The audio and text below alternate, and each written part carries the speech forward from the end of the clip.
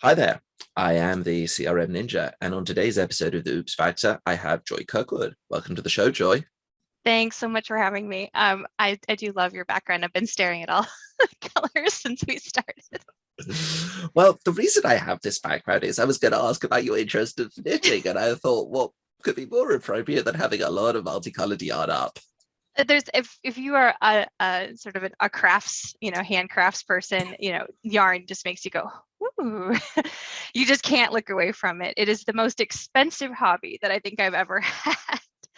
Because it's just yarn. You get so distracted. Have you ever seen that meme of the guy in the blue shirt distracted by the girl walking by? That's me with yarn. I see a new knitting project, new yarn. I'm like, oh, what's that? And then And the old completely project goes, abandoned. whoa, whoa, what about me? What about me? Exactly. I have a blanket that was for a baby blanket for like a baby shower that I was meant to give to a really good friend and coworker of mine. And the baby is about to turn 1 and I still haven't finished it yet. During the quarantine lockdown, I knit one sock, did not knit the second sock. Could be a big sock. No, just I knit that one and then I never picked up the yarn and the needles and did a second one. So just if one of my feet is cold, then I'm set. That's true. That's true. So, how did you get into knitting? What started you in knitting? It was actually my really good friend Carly. She learned how to knit from her English grandmother. And so she taught us all the English style of knitting. So not directly me, I learned through Carly. We got together and did a knitting party and I knew absolutely nothing. I went to, a cheap craft store and bought, I don't know, random needles, random yarn. I had no idea that there were like different kinds of needles, gauges, swatch. I just didn't know. And so, but she taught us to how to do it. And I kind of really liked the idea of the handcraft. And I like to tell people that my brain burns a little bit too hot. And so I can't just like sit and watch television. Like I sit there and I start to get really fidgety and my brain starts to go and think about all the things that I'm not doing while I'm sitting there and watching TV. And yet I really do like television. I like movies, like to watch the shows. And so Carly coined the term knitflixing for me, which is knitting while Netflix on Netflixing. That's amazing. So it just gives me something to do, something very like rote to do with your hands, and sort of frees your brain up for other operations, whether that is listening to a podcast or watching TV. I have not yet mastered like trying to do that and audiobooks at the same time. But yeah, it's really calming and really patient and kind of brings me down into kind of more of a calm, chill place from the constantly talking, constantly doing everything type of space that I'm in all the time. Got it. So, as I have two questions. The first one is, what has been your most ambitious project to date that you have completed? Okay, well, let me tell you first off, my most ambitious project, because I didn't complete it. So there's that. So my family background is that, through my mother's side of the family, my great-great-grandparents are from Norway. And so we have a Okay. lot of very Norwegian traditions that we've kept alive, even though I've never been there and I'm not very Norwegian. But I had this idea that I really wanted to knit myself a Nordic sweater. If you've ever like looked at anything from like Yeah. Scandinavia, Nordic sweaters are very expensive, elaborately designed things. And so, they're in US here, we have lots of Scandinavian shops that do imports and they're like $200 or $300 American. I'm like, that's too much for a sweater, but I could make one, right? I'm a knitter. So I was gonna knit. So then I'm looking for the right pattern and I found one that was in Norwegian. And I don't really speak Norwegian. I've been trying to learn like on Duolingo, but I speak like 5 words of Norwegian, very, very rudimentary. And so I'm like, how am I supposed to do this? And I actually did a ton of research. I found a website that like had all of not just Norwegian translation, but the Norwegian specific knitting abbreviations, which if you're Ooh. into knitting, there's tons of abbreviations and patterns are boiled down to like the bare minimum soul of it. And so I have been trying to knit this sweater following a pattern that I've been translating myself. And so that's my most ambitious project. And I have not finished it, sadly.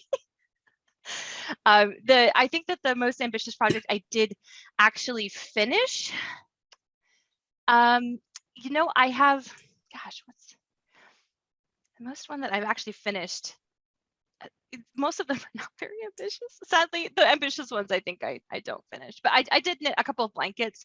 I think that's Okay. probably, in terms of the ambition there, it takes a really long time to knit a properly sized blanket if you Yes. don't do it in a very large weight yarn. So if you have a super bulky yarn or a bulky yarn, those can knit up pretty quickly. You use big needles, they've got big holes, and boom, blanket. I knit one on DK weight or 4-ply, and so I knit a sort of a full size, double bed sized blanket on very small needles with very small yarn. So, and I didn't Wow. finish it. So. I hear. I hear that. My second question was going to be, how do you balance the knitting with what I understand is one of your other hobbies, which is kayaking? Well, I have not yet. I have an inflatable kayak, so I don't think it would be wise for me to try to combine the two. I'm just imagining myself poking a needle right through the inflatable kayak. I definitely feel that I am a person that does my hobbies in cycles. I'll get really excited and passionate about something for a while and I'll do it full bore. And then that will stop interesting me as much. And then something else will come up and then that will stop interesting me as much. And the great thing about knitting and kayaking is that you feel like you want to do them at different times. So when it's Okay. dark and raining out, what do you want to do? You want to cuddle up, get cozy, get a cup of tea, I get thought on you the were about to say go couch. kayaking. No, not when it's disgusting out, but when it's really nice outside. Pacific Northwest, Seattle, famous for its rainy weather. So when we Yeah. get a really nice, glorious day, like I don't know if you can see all the sunshine coming through my window. It's a beautiful spring day today. You want to go kayaking, you want to be out of doors. And so when I feel like I want to bundle up, I can knit. When I feel like it's beautiful outside and I want to go outside, I kayak. Sounds great. So, going from knitting kayaking to the oops factor, what do you have to Ah, share with yes. us today? So as we were kind of getting started on this, I confessed I had a really hard time coming up with something really good. I said I wanted to share something that I learned from. So typically, if I mess up, I don't learn from it, and something that wasn't too embarrassing, right? Because this is going on YouTube, as I understand.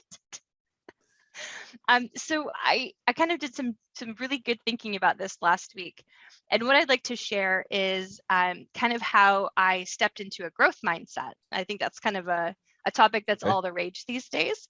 Everyone's talking about growth mindset. What the heck is that? And what is a fixed mindset? And a growth mindset is really how I understand it is that it's based in curiosity. So a growth mindset is always encountering new things, and instead of being afraid of those things or defensive against those things, it's just a place of curiosity. What is that? What could it be? How might that help me? And so it's just sort of remaining open, keeping curiosity and flexibility at the core, and just becoming very resilient.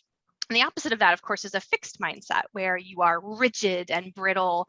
And I feel that it's really based in fear. And I know that very well because I am a very anxious person. So I have lived probably the majority of my adult life in a fixed mindset, thinking this is the way you have to do it, right? This is the way we've always done it. It's the best way. And what I've learned, and the story I'll tell is a bit of an example of that, is that just closes the doors to opportunities. Yeah. It closes the door to friendships and relationships in your family. Obviously, when you're in conflict with someone, if both of you are in fixed mindset and not willing to see eye to eye or come to the table, and just trying to count the receipts of who's right and who's wrong, of the laundry list of grievances, Which you gets can't. longer and longer as time goes on. Of course, and every time you try to reconcile, it turns into a fight. There's another grievance. Every time you do this, so that fixed mindset has been something that's really held me back quite a lot in both professionally and personally. Is just approaching things with fear, Okay. approaching things with suspicion. Anything time a new challenge, new opportunity comes up, a new idea, I immediately go to a place of being threatened. And so for me, as a CRM consultant, I came into the CRM community in 2013. My very first version of CRM was 2011, and I put in the hard time with on-premise update rollups, 16, 17, R2, all of it. I did my time. And so I felt like I had earned at least a few stitches as, an old guard CRM person. I'd been through the 2013 Metro scrolling menu. I lived it. And so, And then everything went online, and you're thinking, these people don't know the difficulties they of all don't this stuff. know it. How dare they make their careers after me? And so, I had been doing that for such a long time. I really felt like I know this product. I know how our business units, advanced find, I got it. I don't need to learn anymore. And no one's better at this than me. And that's a very fixed mindset approach. Yep. And it's also a very dangerous and incorrect approach when you think about the cloud-based platform getting waves of releases constantly. And the path of acceleration for Dynamics for CRM has been getting faster and faster and faster.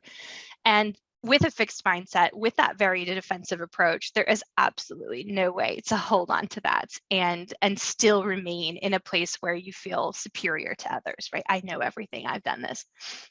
And so the oops factor that I had is a near miss for me. And it is I did eventually come around. So it didn't completely mess it up. I wouldn't be here today if I had missed it completely, but I think it delayed me by about a year. And there's that oops of that missed opportunity. Where could I have gotten if I had started this in 2018? And it's that I almost missed out on Power Platform as like an extant thing. I almost missed out on the Power Platform train. And coming from someone who blogs about the Power Platform, who has behind the Zoom window right now a Canvas app for my personal life that I'm actively working on, like it would be so disappointing to have missed out on all of this because, no pun intended, it has brought me such joy in my life. I like that one. So it's 2018 and, Power Platform is very nascent still. It's very, very much not what it is today. We've got Microsoft Flow doing something over here. We've got Canvas apps kind of starting up over there. And, that we still are calling them Dynamics portals and things like that. So we're still kind of coalescing, right? And I'm starting to hear more and more and more about the Power Platform. And every time I hear it, my reaction, every oops that I had was that reaction in that moment of like, what is that? It came again from a place of fear. I felt very much like it was coming for my job. Like, get out of here. That's something different. It has nothing to do with CRM. CRM is a different thing. Forget it. And that kept coming up. It kept coming up. That summer, a friend of mine, so I work in consulting, and so we were working on projects. He gets rolled off his project. He's looking for the next one. And we're talking, and he says, they're going to staff me as a Power Platform developer. The two of us were CRM business analysts or functional consultants. And so I remember so crystal clear saying, they can't do that, can they? They can't do that. I could just call you a developer. Of course, I think it's very funny now knowing what I know. But at the time, I remember feeling so afraid and being so afraid of having, what if I get rolled off my project and I also get staffed as a Power Platform developer? I don't have that. I don't know what that is. And that's where the rumination starts kicking in. And my brain, like I said, if I'm not knitting, like it's going full bore. And it's just thinking about, and it's going through all of the different like terrible, horrific scenarios that are about to come at me. And then what happens 6 months later, I sit down and do app in a day with my client. And we're sitting there and I was like, oh, this isn't at all what I thought it was going to be. Right? This is something totally different. And then, of course, now I'm in curiosity mode. I'm in scientist mode. I want to learn. I want to observe. So we go through the whole app in a day, all the labs. We make the device ordering Canvas app. We put, of course, the model-driven app. I'm like, done. We do that really easy. And then we're doing the Power Automate flow, and I'm learning about cloud flows for the first time. And there's another moment. I used to design the most complex sets of dialogues. I made this whole like recursive dialogue set where you could like make them checklists and things that we would not have to do today. But, I was so proud of those accomplishments that the idea that I'd have to use different tools to accomplish the same or similar work was so threatening to me because I felt like it was diminishing my accomplishments, having built what I had built with the tools at the time in on-premise, Dynamics. And then all of a sudden I'm seeing the light, and these light bulbs are like illuminating the dark little closet that I'm hiding in. And I'm like, oh my gosh. And now I'm thinking, wait, you can embed these in model driven forms. And like now I'm in curiosity mode. Now I'm in growth mindset mode. And so that, Halloween time in 2019, I finally had my aha moment. And from then I had flipped the switch and I had flipped the script, and I had stopped approaching it with a fearful mindset and that fixed mindset. And I had started looking at it like exciting and new and beneficial and helpful. And flash forward, it's April of 2022. Now, like, I blog about it. I get to go on YouTube shows talking about Canvas apps, right? I get Do you to call yourself interface. proactively a Power Platform developer, though? I do think of myself. I mean, at this point, I'm in pre-sales. So can I legitimately claim that title? Okay. I do like to, say that my blog is for folks that come from a non-programmer perspective, because I don't. I'm not a developer by trade. I'm Yeah. techno-functional. I learned it all. I didn't go to school for it. I have my degrees are on my floor behind me. There's one in Spanish and another one in psychology. And I really feel like I have such a really fun place in the community to share my story of I didn't come from a traditional technical background. I did not want the Power Platform, but it's like the call of the hero, right? The Power Platform found me, and it is just so beautiful what you can do with it without needing to do all of the technical. And like, I'm not very good at maths, and they're very intimidating to me still. It's a growth area for me, but I don't have to know math to be able to write PowerFX code. So I feel very passionate about that. It does feel a lot like a calling. So my big oops factor is that I almost missed out on all of this because I was afraid. And so, lessons to take away from this, it's like, well, stop approaching things with that fear. Work on, really changing that inner monologue and what they call the inner critic, and work on coaching it into being an inner coach, so that new things, when they come up, approach it with curiosity and learn about it before you decide that it is scary. You remind me a bit of the the film. I'm trying to remember the name of it now. The Jim Carrey film where he said yes to everything. He said no because I think it's called Yes Man, isn't it? That's right. Yes, yeah, that's right. It's called Yes Man, right? But he was so afraid of everything, so he said no, no, no, no, no, no, no, no, no, and then Challenger said yes. You have to say yes to everything. Now, maybe there was a bit of some wacky zany things that he said yes to. Yeah. The amount of culture and experience, and admittedly, yes, that's Hollywood, but that it goes and just people. Yes, we can be afraid stepping out of our comfort zone, what we've done for so long, and yes, especially technology, which is ever evolving, ever quicker and ever changing. It can be frightening at times, but just to go and say, yeah, let's do this. Let's see what we can do with these marvelous new things. Yeah. It goes along with some of the best advice I've ever been told. I was evaluating whether I should take my pre-sales role or stay in delivery. And I called up someone who does the same job, had a very similar career path as I was about to embark on. And she said, her name's Kristen, she's amazing, also a Team Orange. And she says, do the role that scares you more. And, that really struck me. Yep. Because I was afraid, and I even took that advice fearfully. I was like, but I don't want to. I don't want to be afraid. I don't want to do things that scare me. And, again, that comes from that place of things that are scary are dangerous. And everything that I'm scared of has turned out to not be very dangerous.